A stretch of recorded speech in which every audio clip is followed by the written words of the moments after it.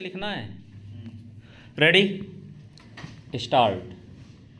पिछले कई महीने से अमेरिका की ओर से लागू शुल्क नीति के कारण जहां दुनिया भर में व्यापार युद्ध जैसी स्थिति पैदा हो रही थी, वहीं भारत के सामने मुख्य चुनौती अपने लिए बेहतर विकल्प तलाश करने की थी।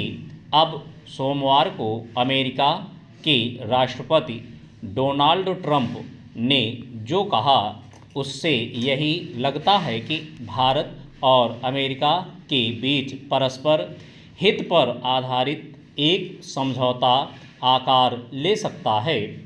ट्रंप ने इस संबंध में सोशल मीडिया पर दावा किया कि अमेरिका भारत के बीच एक व्यापार समझौते पर सहमति बनी है, जिसके तहत शुल्क को 50% से घटाकर 18% किया जाएगा।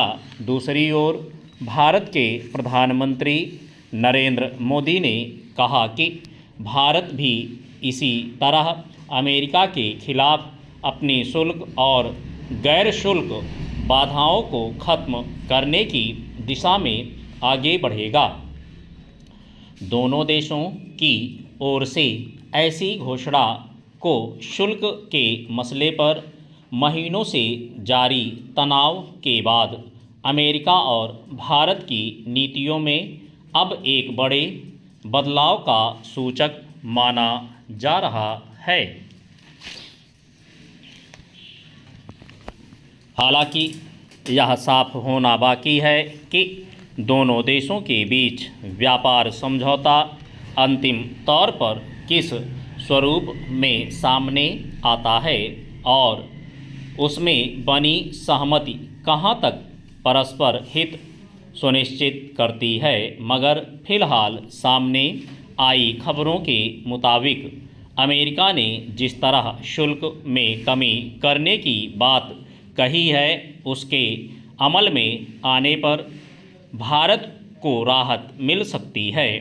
दरअसल कई ऐसे क्षेत्र हैं जिन पर अमेरिकी नीतियों का असर पड़ना शुरू हो चुका था।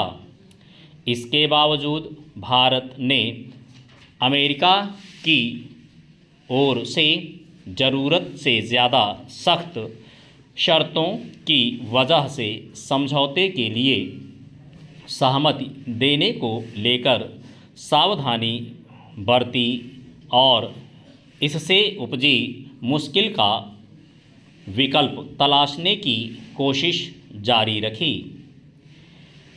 यही वजह है कि अमेरिका की ओर से शुल्क को 50% कर देने की घोषणा के बाद भी भारत ने रूस से तेल की खरीद जारी रखी।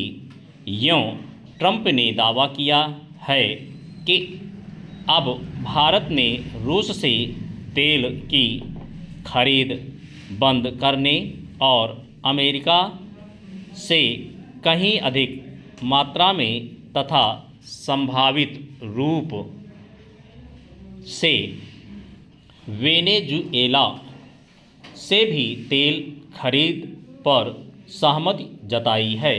हालांकि भारत और रूस के बीच जैसे संबंध रहे हैं, उसके मद्देनज़र यह देखने की बात होगी कि रूस से तेल की खरीद पूरी तरह बंद करने के सवाल पर भारत क्या रुख अपनाता है।